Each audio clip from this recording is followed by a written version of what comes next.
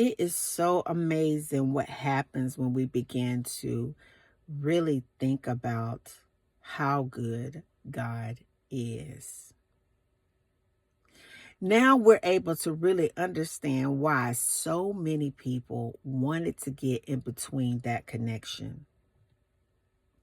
And you literally was able to still believe in God in spite of that toxic person that was in your life. And I say this, and I mean it, that the enemy never wanted you to be happy, never wanted you to be able to really sit there and think about things from a healthy mind.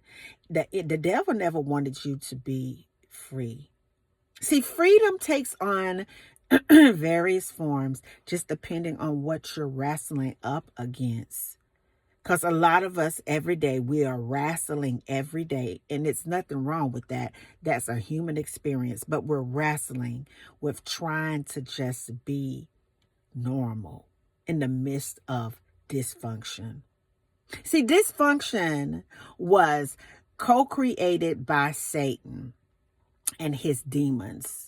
They work together to put dysfunction all around you, hoping somehow, some way that the dysfunction would really change your nature. It would change your temperament. It will get you into a position where you would never remember who you were. See, the dysfunction, the toxicity, and all of the dark things that you encountered was really strategically put into your life so that you would get caught up in the narrative, so that you would always talk about it, so you would always go back to it, so that you would dream about it, so you would have a limitation on you. But it's something that happened when you got man out of the way, when the dysfunction set you down, when the dysfunction broke you open to where you could let out things that wasn't supposed to be inside of your spirit, and you could embrace things that are supposed to be in you, which is the spirit of the Most High.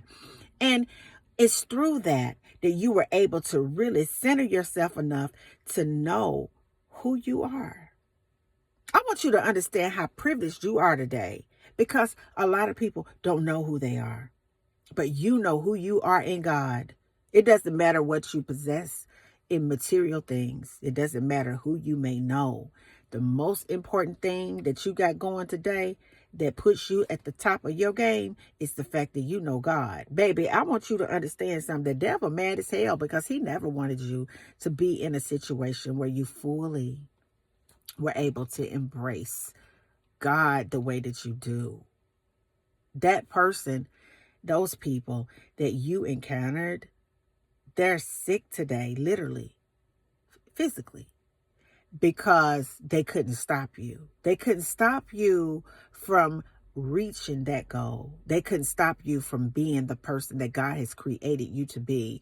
They couldn't stop you from manifesting good things in your experience. They can't stop you from creating the life that you were put here to create. They cannot stop you from having healthy connections, no matter what they tried to do to make sure that every connection that you had was straight up toxic. See, the devil wanted you to get so familiar with toxic things that you would think that it was normal. I remember growing up, and I would always hear all men cheat. I mean, that's just something that they do. You know, you just have to get over it, honey. That's a man. But then when I talk to men, they would say, all women cheat.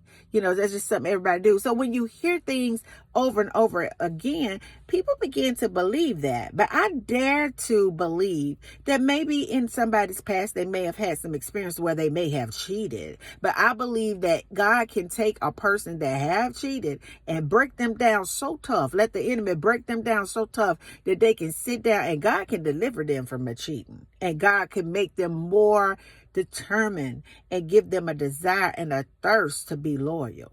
See, because how could you ever, whether you were the cheater or not the cheater, how could you ever appreciate being a loyal person, a faithful person, if that didn't take you straight to hell?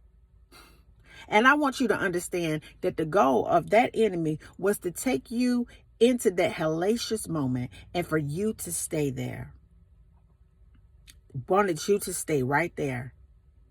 But you believe. And I think sometimes we don't give ourselves enough credit because we're so sometimes with the eye that's so critical that we point out flaws about ourselves. But this week, I want you to focus on all the things that you were able to overcome in your life. I want you to think about all the hell that you had to go through just to be sane today, just to be normal today. I want you to think about how every day you wrestle with something, but somehow, some way, you still believe in yourself. Do you know how powerful that is? That is not something that's basic. That is not something that's small. That's something that's so vast and so enormous that if you just keep on thinking about believing in what you truly know that you deserve, do you know eventually you're going to get what you believe?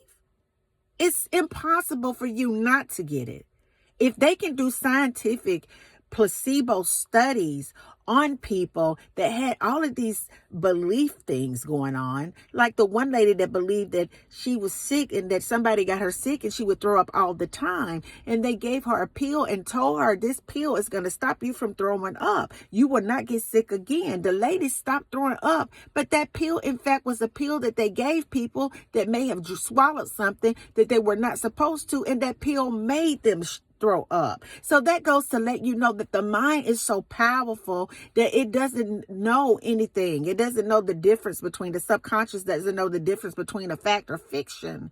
But once you can get past the logical part of your thinking and you can present an idea to somebody, if that person believes that, they can move a mountain. If they believe it, just that much. Mustard seed faith.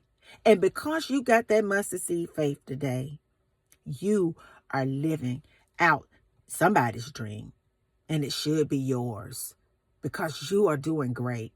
I don't care what you got going on today. You are doing great.